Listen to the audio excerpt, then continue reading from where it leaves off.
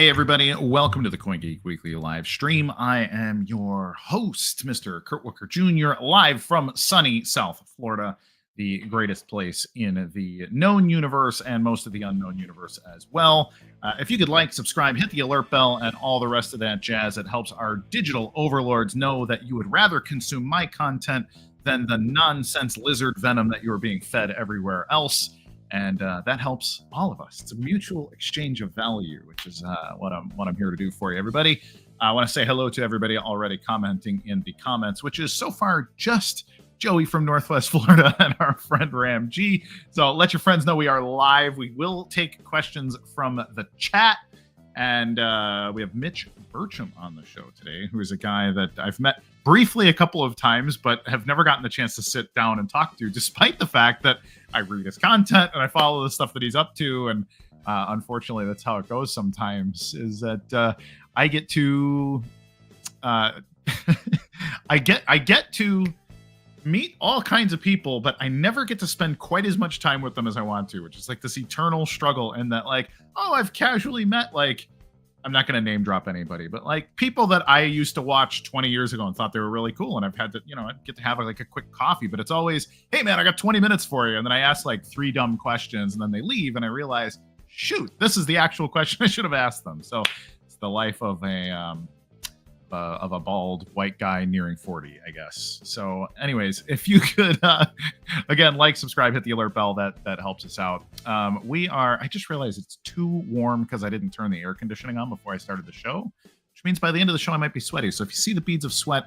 it's not because I'm stressed out. It's because my home is 80 degrees because we're having a heat wave and the sun is in full direct penetration as you were. So I want to thank our sponsors, Rock Wallet. Thank you kindly for sponsoring the show. Rock Wallet is a completely self-sovereign, self-custodial Bitcoin wallet, allowing you to hold your BSV, BTC, BCH, Ethereum, various Ethereum stablecoins, a couple other things, and the new money stablecoin on BSV, the only one that allows you to transact for essentially free and no gas necessary. So it's pretty cool stuff. And so thank you, Rock Wallet, for your continued patronage. I am a user. Gorilla Pool's a user. We're all fans of Rock Wallet, despite the fact that some people like to send me customer service questions, and I have to pass them along and say, sorry, I don't work for Rock Wallet. I'm just a user. I don't know how to fix your problems necessarily. I also want to thank our friends from Boulder, Colorado, the Otherworldly crew, who sponsored the show by giving away a deck of cards to the question or comment of the week. And so make sure you do something fun or funny or insightful or whatever else, and you will get a deck of cards courtesy of Otherworldly, who are also the characters behind Brain Rot Games and Shreddy's Tacos and a whole bunch of other stuff. And people that I got to finally hang out with in person and eat the delicious tacos, which South Florida's got a lot of good things, but delicious Mexican food, not one of them. Best case scenario, we get Guatemalans that are trying to make Mexican food, and it's all like, it's acceptable. It's like B+ quality. Like, there's nothing overtly wrong with it, but when it's just not quite right, and then I can just go get oxtails or some other Caribbean food here, which is like world class, and so it's hard. So anytime I go to a place that has its own Mexican or Tex-Mex culture, man, it is nothing but tacos while I'm in town. So it's a good time. So if you want to entice me to come visit, let me know about the taco scene, and it's going to make everything a lot easier for you. Check my pinned post on X.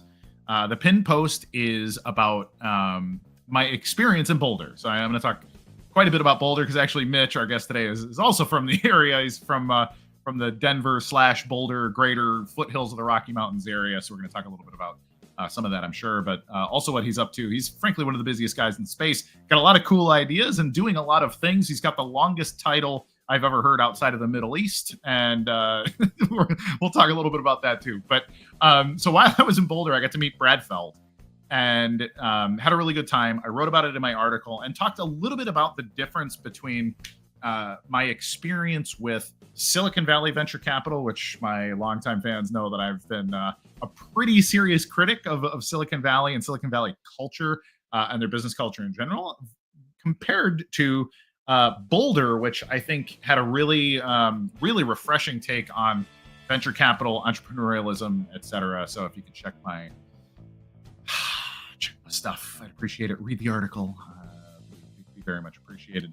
And so yeah, bust a move on that stuff. And got that Mr. Bolinsky. Is that a whoop? So whoop. So I say whoop. I don't know if that's right or not. Yeah. So this is one of the things I talked with Brad about. I noticed Brad had a whoop device on. I said, "Hey, I'm a big Whoop user. I've had mine on for over 1,200 days straight." And so he was like, "Oh, that's really impressive." And he shows me he had like 2,000 plus days. So he had almost double on me on the Whoop. So I just wanted to give a quick shout out to the Whoop people. This is a Whoop 5.0. I just upgraded. This is totally unsponsored, by the way. I mentioned last week, I talked about like my bench press and all this stuff. Like since getting a Whoop, the main thing that Whoop did for me, and what I love about it versus other things, like I tried to do an Apple Watch. I hate it. I like wearing a mechanical watch because everything in my life is digital, and I don't want to get text messages on my wrist when I'm trying to focus. And so the watch, I loved the metrics, but I hated the notifications. The Whoop lets me not have any. I can completely ignore it all day, and I can go back and I can check my workout. I can see, hey, should I work out hard? Like if I'm going to do jujitsu in the evening, like how much should I invest in like really busting ass versus, hey, I should take it easy today. But on top of that, it helped me stop drinking like almost entirely. So I used to have a beer a couple nights a week, whatever, a beer with dinner and not think much of it. And then I would see how it would very measurably negatively impact my sleep and my recovery and all my other stuff the next day. And so it was like, all right, so on days I don't drink, I get a green recovery. On days I do drink, I get a red or a yellow recovery. And so that data, that ability to read that data really changed my life. So and again, this is not a commercial for Whoop, but Whoop is one of those things that very measurably impacted my life. And so every time somebody says, hey, what's that thing on you? I'm like, bro, let me tell you about it, because this thing is actually awesome. On top of that, I've lost like 70 pounds since tracking all of my stuff, because being healthy is about a lot of little decisions, but those little decisions become like a major journaling problem. And Whoop took a lot of that and automated it. So big fan of Whoop. If you want to talk to me about it in private, I'd be happy to do that. But me and Brad, that was one of the things I connected with Brad on per the conversation in Boulder and all that stuff. So I'm gonna take a second here. If everybody could patronize our sponsors, I'd appreciate it. We're gonna run the Rock Wallet ad, and we will be back with Mr. Mitch Burcham. We will be right back.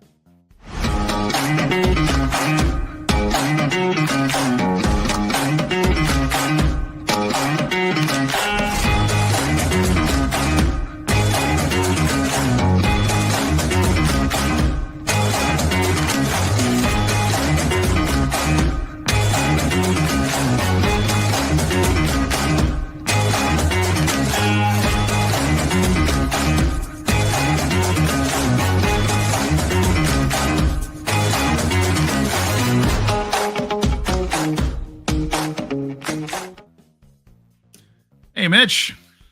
How you doing, Kurt? I'm doing well. Welcome to the show. Thank you, sir. So, okay, we were talking about you do a lot of things. So you're the head of a startup. You've got your app. You do all this other like public speaking, consulting, and then you had the world's longest title we were discussing before the show. Please walk me through your title. Let's start there. What does your title mean? What do you do for it? Okay, so I was just recently named the National Director of Blockchain Technologies with the Taskforce on Homeland and National Security, formerly the EMP Taskforce. So all that needs to get condensed to just say, I talk to a lot of old people about blockchain. That's pretty much how it is. But you know, they're seeing the vision at the end of the day, and that's really what I'm. My task is going and talking to stakeholders about national security problems, specifically with the electric grid and how Bitcoin can potentially solve some of those pain points. I love that. The reason I love that is I worked in cybersecurity penetration testing for a number of years, and like that was always a major one. And right as I got out of that industry completely, this is when like the FireEye stuff all happened five years ago or so, and the solar winds attack and all these things. And I was like, oh my God, it's happening. But why, first of all, can you walk us through a little bit? I think people don't understand just how vulnerable things like the electric grid are until all of a sudden it's just like, ooh, it's off. Who can somebody reboot this? And then you realize, ooh, there's a lot of intertangled legacy systems and problems. Can you walk us through just a little bit? How does the grid work? Why does it need to be secured? How are we securing it? What can we do better? Okay, so and then we'll drill into those things. But yeah. So this has been the last years of my life, is just deep diving the grid, because it is literally the most complicated thing ever. Like there's nothing more complicated than it. It's nuts. So, initially the idea was central planning, right? We either had direct current or alternating current, and alternating current won out because you could build giant things out in the boonies and then send power at a lower voltage. Everything was a lot safer, and you can transmit energy, get economies of scale from giant hydroelectric dams or coal-fired power plants and these different things, and then you could ship it elsewhere so that your coal-fired power plant wasn't in your backyard powering your light bulbs. And that worked great. It just ended up becoming economies of scale that had to be natural monopolies to exist. The people that built those wires had to own those wires, and in order to maintain them, they had to have customers that were locked in. The customers can't go and start plugging in wires to their neighbor. And frankly, at that time, there was no option to even power. Like, you could maybe build a small hydroelectric dam in your backyard on a creek, right? But you're not going to send that to your neighbor. So over time, the electricity companies and the utilities got access to what are called franchise rights, which means that they get to determine where wires are built, when wires are built. Then the regulators came in and told them how much they could charge for that electricity. Over time, that infrastructure was great. It worked amazing, and it still is very reliable. And in reality, like when I go to do this live stream, everything works, and that is amazing. Sure. The reality is that, and I sort of described this in my report, it's called the Grid on the Edge report. I described it as infrastructure Jenga. We're building these monolithic, towers to the sky that everything relies on. And as policies and different things keep coming up, we keep having to take pillars out of the bottom, and then we stack more load on top. And eventually those monolithic structures will collapse. There's no other option. And that doesn't even, and what I said is like, that's already happening. The game is happening. We're pulling bricks out and stacking more load, but anyone at any time can come shake the table. And that is the potential catastrophic reality that a lot of people are overlooking because it's so reliable. It's worked for so long. Yeah, you forget to check it. Right. And they forget to check whether there's a squirrel near the table. Like that, literally a squirrel. Like a squirrel can go jump off a tree and hit a power line, and all of a sudden half of Canada's down. And that's the sort of cascading failures that can happen when you have these monolithic structures, because everyone's relying on that power to be distributed top down rather than from the bottom up, where you can coordinate and do peer-to-peer transactions. But today we've got a new reality where we have distributed resources that are capable of producing power in your backyard without having access to water or a coal-fired power plant or a combined cycle, natural gas turbine in your backyard. Yeah. And that energy gets delivered wirelessly from the sun. And now we've got affordable ways to store it. And it's going to change the entire paradigm.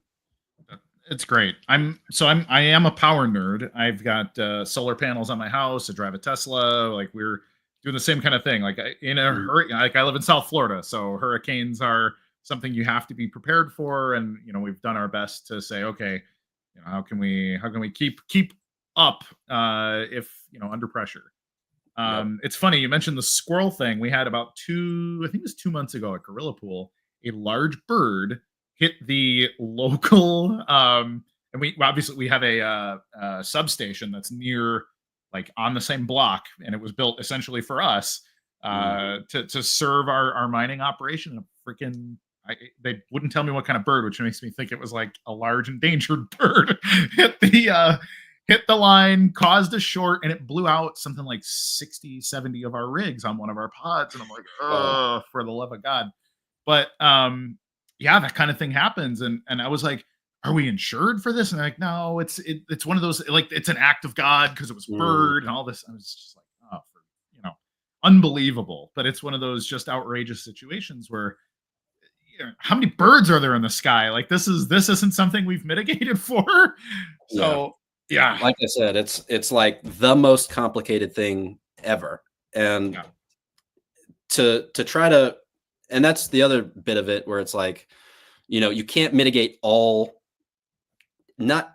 you have to have nodal resilience because you can't guarantee that node isn't going to go down. Right.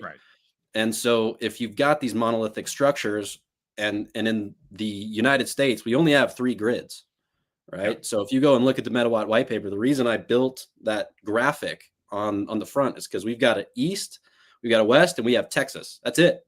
And if the east starts cascading and we start losing, information, we start losing substations, transformers, everyone's going down, and you can't get it back up. It's very, very, and a lot of the even power guys that I talk to, they're so in the weeds on just making it work now that they can't even fathom, what we need to do to make it like ultimately resilient as a national security priority. Right. And everyone's just sort of kicking the can around saying, oh, this is the Department of Security, or this is the Department of Defense, and this is Homeland Security, and no, it's Department of Energy, and it's the Spider-Man meme. Everyone's pointing at each other. No one's doing anything. So really so let me pitch a couple of quick things to you. I get a lot of people, because I'm in the mining space, I get a lot of people who are, kind of want to be Nikola Tesla types. And so it's really hard for me to weed through, because I've got a guy once a month who's got a perpetual energy generator. If I could just invest like $5 million bucks in his idea, we'd have free power forever, right? And so some of them are, hey, okay, so we got these magnets and we'll spin this thing, and it's like, okay, I understand in a very basic sense how power generation works, and like, sure, if all of this could work with no entropy and all this stuff, like, that's fine. But then one of the other things, you get the guys who are, all right, so thorium generator, it's like the size of a microwave and it would sit in your backyard. And like, also, like, again, very cool. I don't want to be the first guy to buy somebody's Kickstarter thorium generator and have it in my yard. Right. But so there's lots of what I like to call cute ideas, in that on paper, like, the pamphlet's great. Like, yes, that would be wonderful if we all had our own, like, little nuclear thing, and it lasted 50 years in the yard and cost me 10 grand one time, and everything's great. But we don't know what we don't know. This is super untested. I like, if it breaks down, whatever. There's lots of problems with that idea too. So I'm curious, in a very basic sense, what is your ultimate proposal? And I gave a read on your white paper. I think there's a lot of really good stuff in there, but I don't want to just me talking at you. I want you to talk it at me. So let me know, like, what do you propose, and what are some baby steps we can start to take to implement? Well, my opinion is that the sun is the biggest energy producer we're ever going to find, period. It literally, like, it's so much bigger than most people can fathom, the amount of pure energy that just comes wirelessly for free every day, no matter what. And so when I hear people, they're like, hey, there's this thorium reactor that's the size of that's a desktop computer, and it's perfectly safe, and they're building it in Israel, and we got to go to Israel and we got to go see it. I'm like, dude, I've got nuclear receivers. I'm doing fission. I'm doing fusion reaction on my rooftop for free every day, and I don't have to have like 1 million degrees of potential, disaster on my desk. And they just work, and the sun comes out, and sometimes there's clouds. Oh no. But sometimes a nuclear reactor detonates, like, You're right. that's Every once just in a while. Yeah. right. So, I am of the opinion that all energy, the vast majority of energy in the future is going to be solar powered. The earth has always been solar powered. It will always be solar powered. If we think about it from, an AI perspective and, total automation in the future, what's more likely for an artificial life form to do, right? Are they going to go build a nuclear reactor, or are they going to just go set out leaves, right? It's like, let's just think about what nature does when it needs energy. It's just going to put out leaves, and it's going to receive sunlight, and it's going to use that. Now, from that perspective, there's a lot of things that you can do to optimize the way that the grid works to ensure resilience. So number one, solar panels produce direct current. So you have to invert it. Those inverters have cybersecurity risks and different things like that. So what we want to be doing is we want to be doing high voltage direct current transactions between islands. So rather than having just these three grids, we can break it up into smaller subsections that are out of phase with each other on the alternating current side. So that if one goes down, it doesn't cascade to the next. And then when we want to do transactions between, we conduct those in high voltage direct current, so that we don't have to worry about those phase collapses and the frequencies. And I think that solves a lot of the resilience problems. And then within those alternating current islands, we can use the distributed energy from rooftop solar or battery systems to coordinate the flexibility that's needed to operate that grid reliably. And I think that gets us most of the way. The issue that I'm trying to solve with METAWATT is the communication system that allows that to happen. Because messages get lost. We don't actually know what the state is. And so, we're trying to build a communication and settlement system that's actually a state machine that allows all of these different parties to know exactly what the state of the grid is and prove that a particular action has been taken to fulfill a requirement needed by an aggregator or a utility or just a consumer.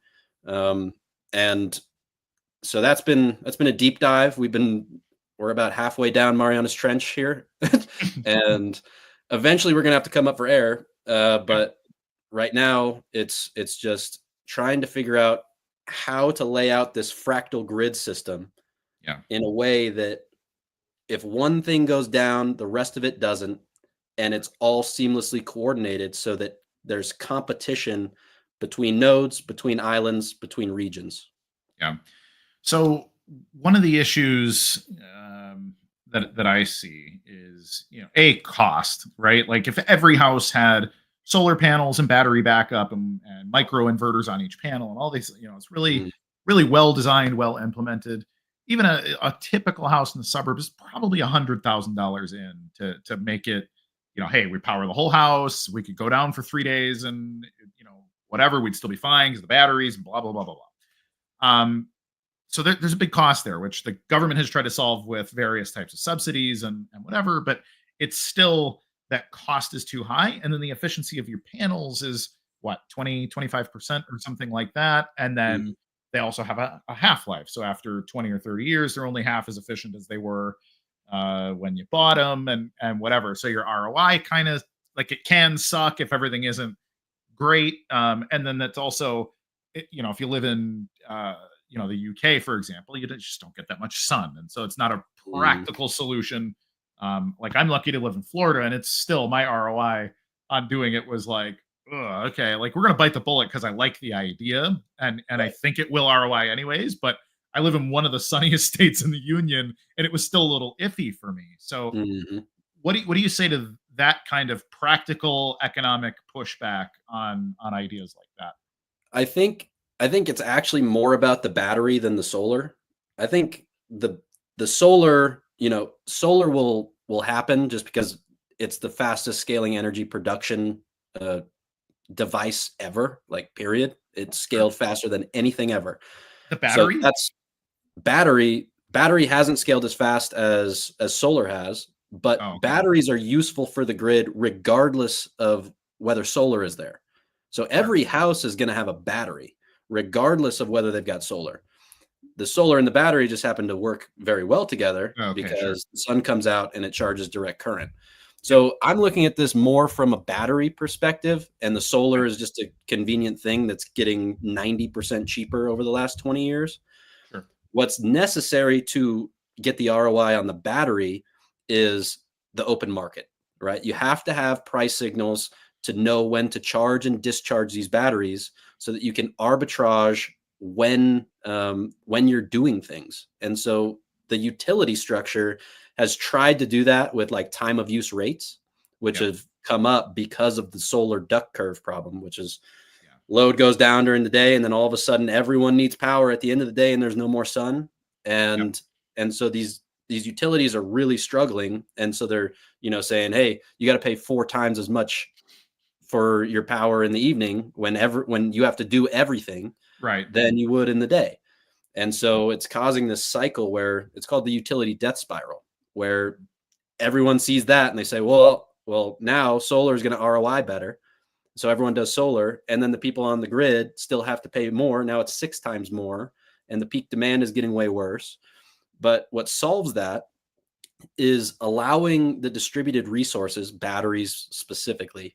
It could be a thermostat, though, a smart thermostat that's controlled, anything really. And allowing those to participate in the markets so that they can shave and change the distribution of that curve and utilize the full infrastructure over, the time. And, aggregators, which are a new market entrant. So they're called virtual power plant providers. And a virtual power plant is just the aggregation of a bunch of these assets that enter the market when it's profitable to do so. And that can be discharging a battery or scaling down your thermostat.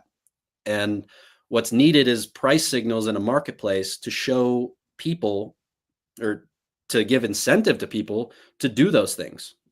And, in my regulatory jurisdiction with XL Energy in Colorado, they're trying their absolute best to shave this peak demand cycle, but no one trusts them. They're like, I don't want you in my house. I don't want you doing anything with my stuff, because there's absolutely no incentive for them to do it right. You can't leave, even if they sucked. No matter what you do, you're locked in. So why would I give you more power over me when I can't fire you? And so the reality is we have to have these distributed markets where competitive aggregations can come in and, do their best work. And if they're doing a good job, they'll get more customers, they'll get more assets, and they'll be able to dominate the market and play these cycles. Everyone's prices go down, everyone's reliability goes up, and the resilience of the grid is, going to be next level. It's going to be a national security asset that the world will be jealous of. So let's talk about what that means. Like in a real basic sense, I'm picturing like time zones. What do we have? 4 time zones in the contiguous, or 3? We got Eastern, Central, Mountain, Western, California time, whatever that is. Pacific. That's the one. But so is this the kind of thing where you can arbitrage over distances based on time? Because obviously when it's 5 o'clock in New York, it's only 1 o'clock in California. If you could be buying power from there, like what is the actual swap look like? How are you arbitraging these power? It'd be much more local. So this is all happening on the distribution side of things. The transmission side is, ideally it's high voltage direct current, and that's the thing that's going the vast spans. The distribution is really the distribution grid. So there's 2 grids, which I didn't really clarify. There's the transmission grid, and then there's the distribution grid. High voltage is transmission, low voltage that goes to your house is distribution.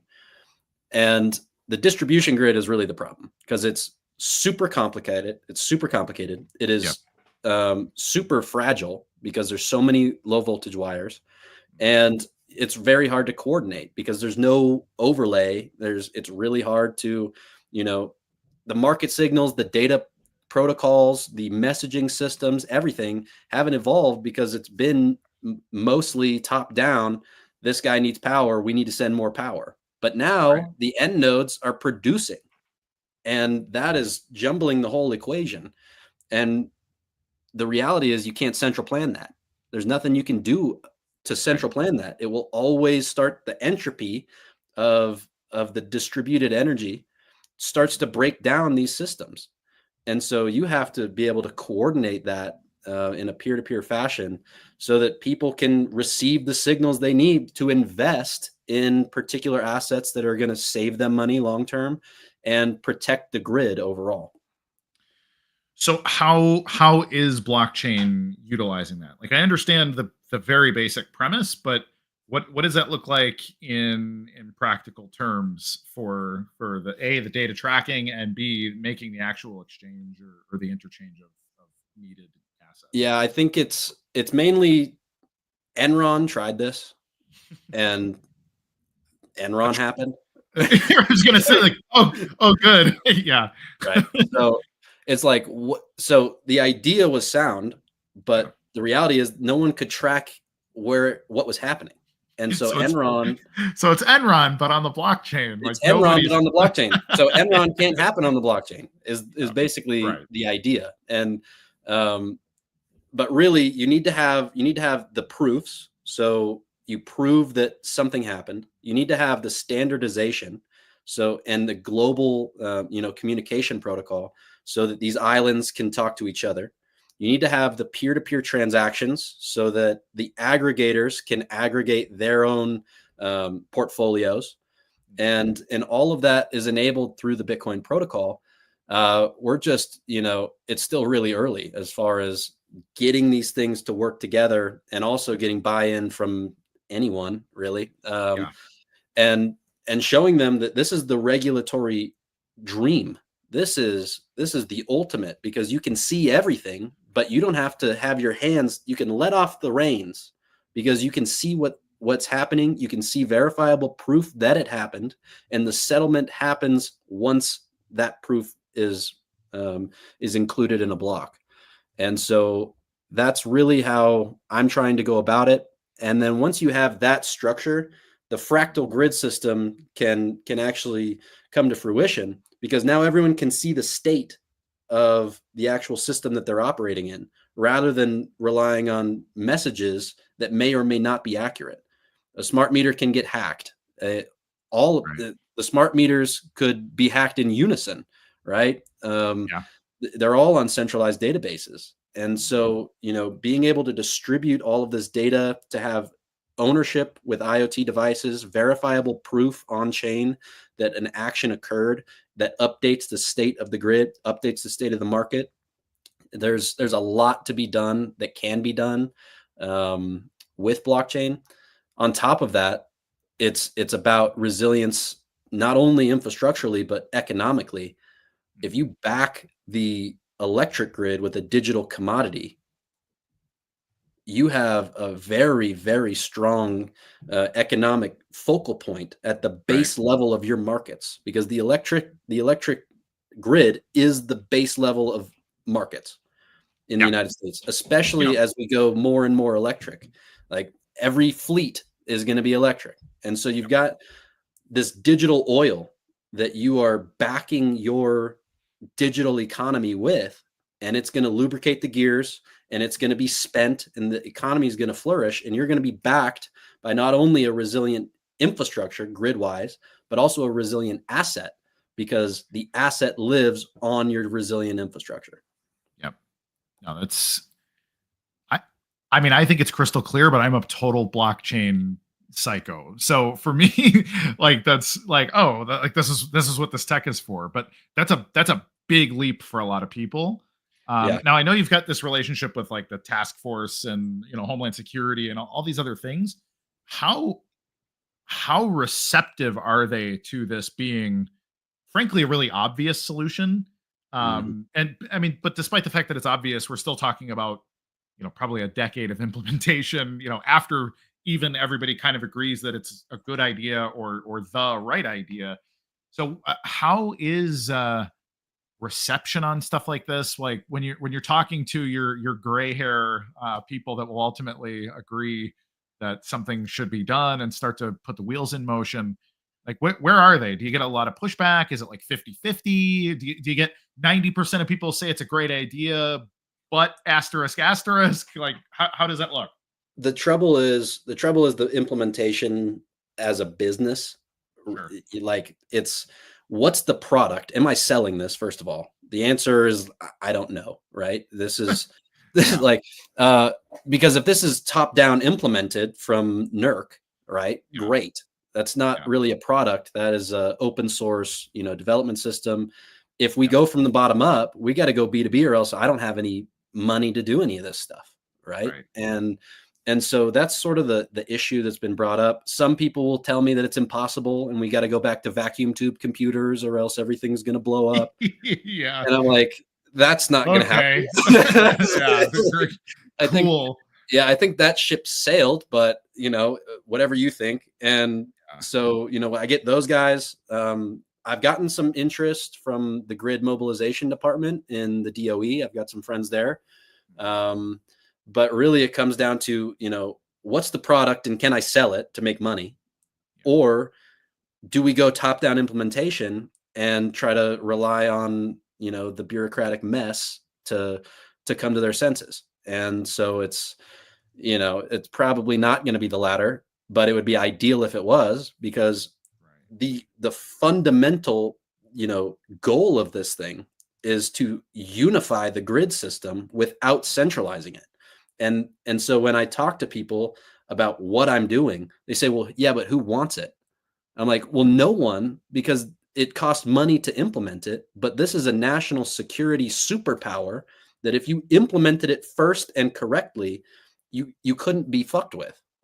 And the other side of that is that once it's done one time, and it can be done in market form, but as well as I do that the blockchain is just a tool, and you can use it to go build a fortress in a prison, or you can use it to go build a free market. And eventually people are going to go do this top down style, and they're going to use their controls, and they're going to use their mechanisms and their power to implement something that isn't exactly what I see as the best option. But in reality, that is the best option, because once everything is built on the standard, blockchain base layer, if someone wants to attack our electric grid, they have to attack Bitcoin because it runs on Bitcoin. And if their infrastructure runs on Bitcoin, they're attacking themselves. And that's the model, the economic disincentivization, where it's like, you can't take this out because it kills all of your investments. Right. And that is, that's the genius of Bitcoin in general. And that's the sort of mutually assured destruction that we need in our electrical infrastructure, or else we're going to get destroyed. Yeah. I'm glad to hear you say mutually assured destruction, because I have been talking a lot of politics with a lot of what's going on in Iran and Israel and the US and the bombings and all this stuff. And I said something to a friend, like my next door neighbor is Israeli. And we were talking, he was like, oh, like he's, we're caught in the middle on some of this stuff. And I said, you know what? I said, let me tell you why Richard Nixon's the greatest American president. He looks at me like, oh, where's this going? And I said, look, China 50 years ago was a big question mark. Like, okay, is this going to be World War III starts with China in 1975, right? And Nixon looked at it and said, man, it'd be a whole heck of a lot better if we just were doing a lot of business together, and therefore they need us to be buying and selling from them, and we need them to be buying and selling from us. And then we can't kill each other, because if you kill your biggest customer, you starve to death. Yep. And it's just like, it's the simplest solution to not have to kill each other. And as you were saying it, this was the example I was going to give, and the phrase that Nixon used was mutually assured destruction. Which is what that's the balance we hold. Like, hey, you know what? We don't like you. We disagree on a whole heck of a lot of things, but at the end of the day, I'm going to shake your hand. I'm going to walk away. I'm going to wire the money, and we're just going to keep doing business. And we're going to do business, and it's got to be about business. That's what it has to be. And I see Bitcoin as such a massive upgrade in the business realm, because especially when you have it backed by a resilient grid system, the biggest thing that I get is, it's like, well, yeah, but Bitcoin doesn't exist when the grid goes down. Yeah, for sure. And I'm like, well, yeah, but if the grid is built on Bitcoin, the grid doesn't go down, and neither does Bitcoin. Right. And so it's like, that's the symmetry, that is the symbiosis that I view as the metanet, where it's like, this thing is one unified marketplace. It's one unified protocol that allows commerce to happen no matter what, and it's backed by a resilient asset that doesn't go down, and it's backed by infrastructure, it's backed by work. Yep. So I almost never say this, but as I'm thinking about, here's my entrepreneurial wheels are creaking in my head, but I think back to one of the only Ethereum ICOs that I thought was a good idea. It was called Power Ledger, I think is what it was called. Power Ledger, yeah. Yeah, and they had a similar, like, hey, if I don't need all the power that is going to my house, can I pass it along to my neighbor for a little bit of profit? And they created the Power token, and they raised, I don't know, $20 million or something. Like, not nothing, but not a huge amount of money either for, an infrastructure project. Right. But I think they had a really good business model in their head that may have even worked if it wasn't on Ethereum.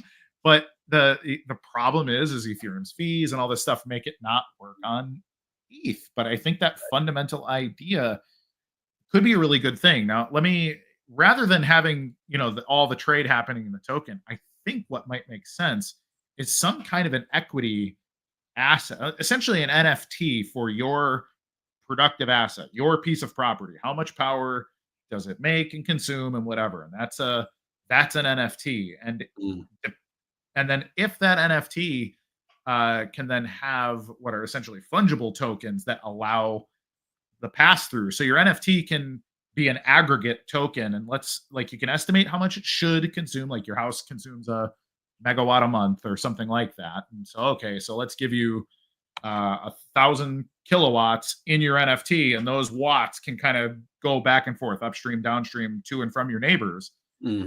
I think there's a clever model there that could make it, if you want it to be truly B2B and allow it to start at the ground level and work its way up. Because I think if you start at like, hey, ERCOT, I got a great idea. I think you're talking about 20 years of negotiation before something happens. But if you can start to say, hey, buy this token, it's $1,000 right now or something, like, but it's an asset that you can sell with your house. It could be sticks with your property forever, like that kind of thing. I think it could be like a investable equity play. Now you got securities law to deal with and all the other stuff, but it might be the easier way to go about that, at least to just get it bootstrapped and then raise some capital, get the rubber hitting the road a little bit. What do you think? Do you have a direction you're leaning on how you'd prefer to see it implemented? So I'm sort of looking at just the pain points that I've heard from the industry at large, which is just data accessibility and security. And so I think that blockchain has a lot to offer just in that realm. And we can build, key distribution structures and micropayment systems that allow people to actually get compensation, and make sure that all of their data is private. We can do zero knowledge proofs and all of these different things. That's the direction we're going now. I'm also looking at, just generally building a system that's based on open source standards, but are implemented in the Bitcoin language.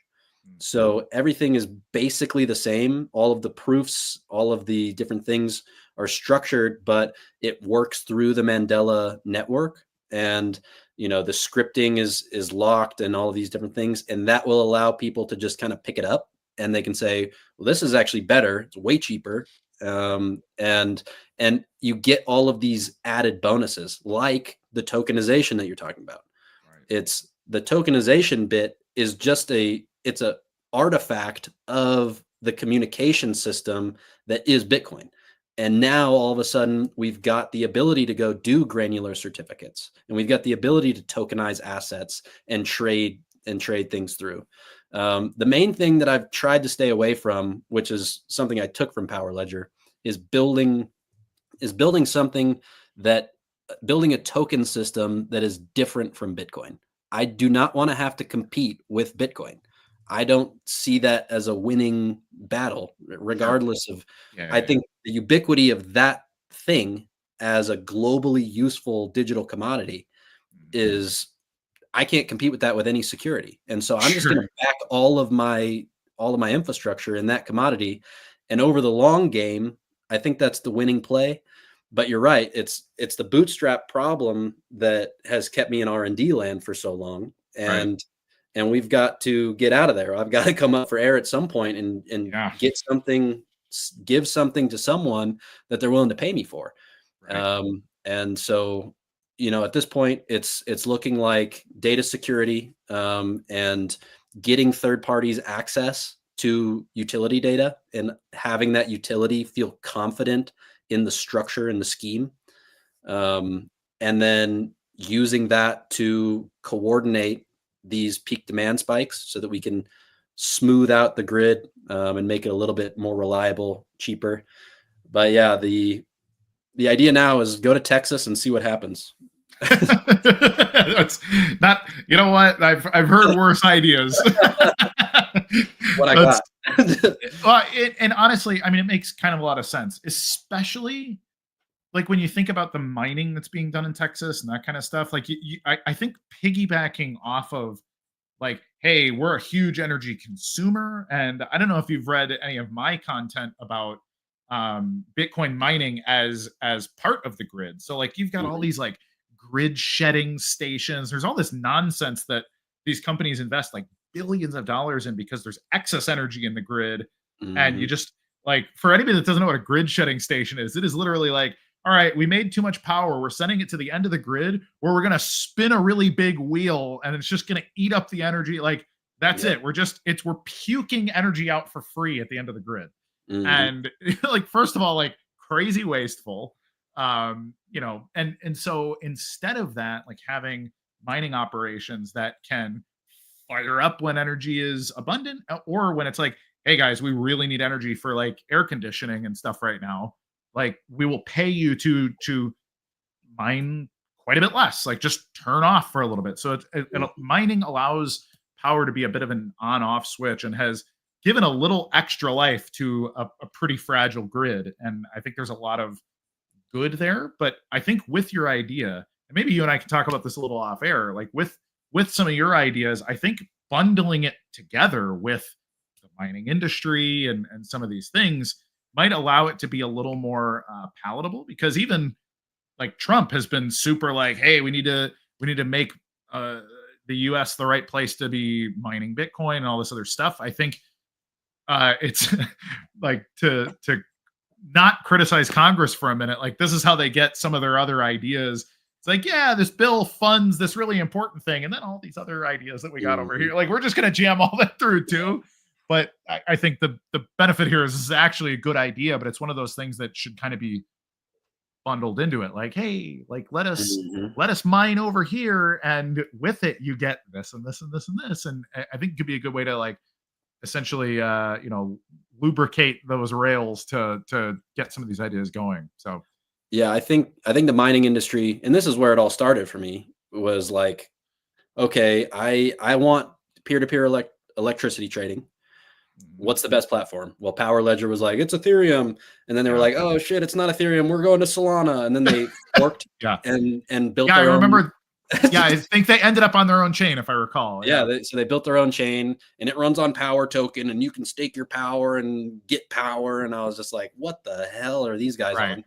And so then I was like, okay, how do you actually tie this to the infrastructure so that both get better as the system grows? The only option is proof of work.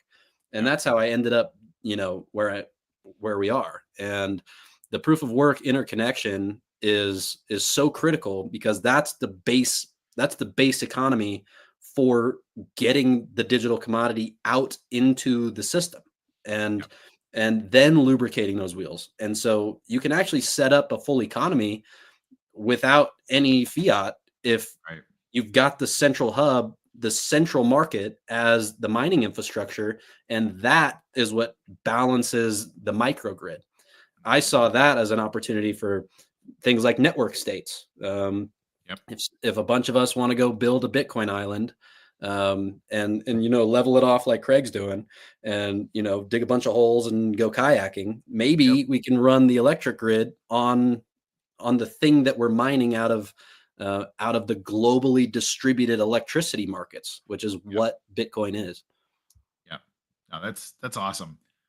We've got a little less than 10 minutes, and I'm wondering, is there any direction that you would like this conversation to go, or maybe questions you hoped I would ask? Because it's a big topic with lots of tangents you can pick up. So Mhm. what are some things that people should know? Is there any practical ways that people can contribute, or like what are some things to take away from this? Because I think this is so exciting in the abstract, but really difficult for anyone to jump in, which is kind of why I cautiously and haphazardly say, "Hey, how about a token?" so people can have a little buy-in. But Yeah. what else can people be doing, or what else should we be thinking about, talking about, or doing? Well, I think what we should be doing is communicating significantly more with the Linux Foundation. Um, they are the king of open source software, For and they sure. have a gigantic community of open source developers that are building energy systems. So it's LF Energy, Linux Foundation Energy. It's all open source software. Hmm. We need to be communicating with that. We need to be going to Linux Foundation meetings and telling them, "Hey, I've got something here, and it freaking Yeah. works." And we need to start building on that. We need to bring those guys into the community. Yeah. And that's one thing that I see. Anything else, it's just like I'm always open to good ideas. Like yours was Yeah. great, and I need all of the perspectives, because everyone deals with this infrastructure. It's Right. everyone is a stakeholder. Yeah. And so, just trying to get to the bottom of where to take this. And then, the other thing is we're working on the GitPaid infrastructure now. Oh, And so just support for that as it gets built out. We've been struggling with the script contract a little bit, but shout out to Ty. He built a Babbage escrow nice. package. Thank God. Funny. Ishan Ishan was just banging his head against the wall trying to get Yeah. the script stuff to work, and then Ty was banging his head against the wall for another week, Yeah. and so Ishan was like, "Okay, I guess it's not just me." But then Ty delivered, and so we're trying to get that built out. But that's Cool. going to be huge. Like I said, the open source ecosystem, bringing in Linux Foundation, bringing in payments to these developers, so that we can get things moving without having to go top down from the government, going to Yeah. DOE, just getting buy-in and implementing blockchain solutions where they're needed in these open source packages. That is going to be huge. Yeah.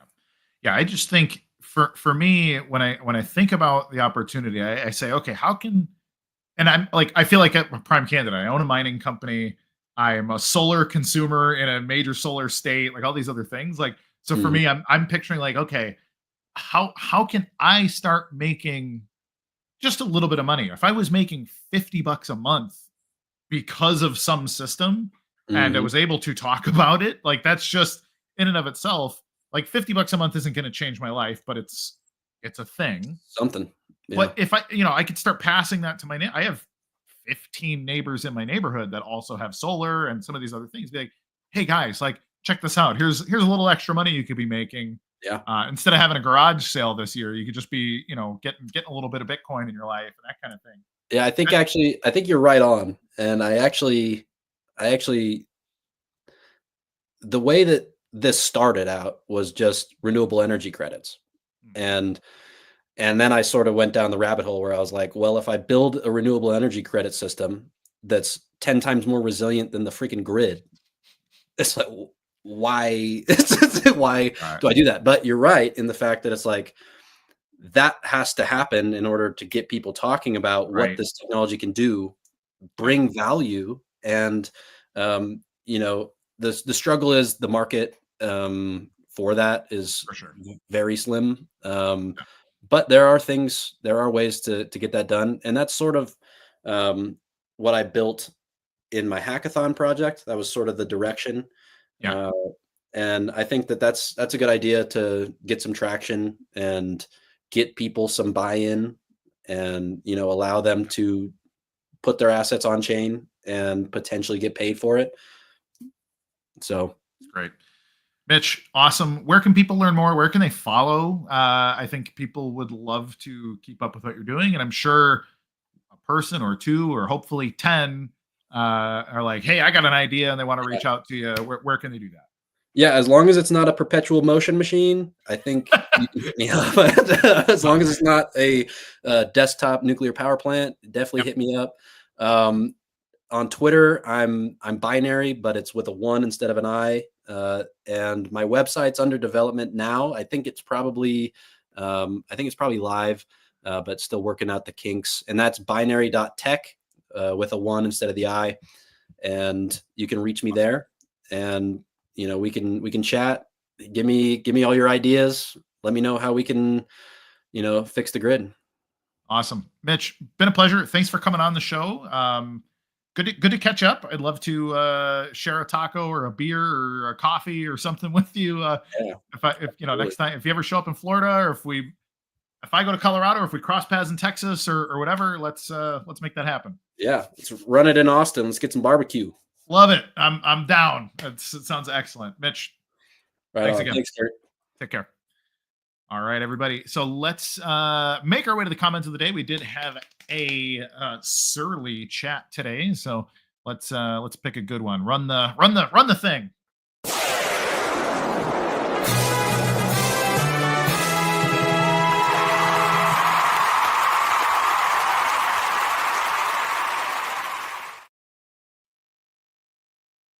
Hey. Oh, cool. Joey, man, good stuff. We got kind of a handful of some of the Give First books from Brad Feld, and signatures on some of them will be a thing as well. So we're going to figure out some kind of a giveaway or something with some of the books we got. So everybody, thanks again, per usual, for watching. For those of you who like, subscribe, hit the alert bell, and all the rest of that. You folks can do no wrong. You are both sinless and forgiven for all things. No, you people are great. It's really, truly an honor to walk through some of these big ideas with people. I always think that, looking back, in 20 years, I want to look back and be able to point to a couple of things, maybe just one, but if anything could have been like a huge idea that started here on this show and then is some massively successful, life-changing, world-changing thing, and people can go back and be like, where did this all start? It's like when you see those old Elon Musk interviews where he has to like spell his name for the interviewer on, some show or whatever. Like, I would love to have one of those things have originated right here on the CoinGeek Weekly Livestream. So if you are a startup founder, if you have a really big idea, please reach out to Real CoinGeek on X, and let's get you booked up for the show. We will walk you through our perfect pseudonymous Mr. Producer, or you can talk directly to Brett Banfi as well if you want to work your way onto being scheduled for the show. We would appreciate you very much. And remember that none of this matters at all if we cannot be good to each other.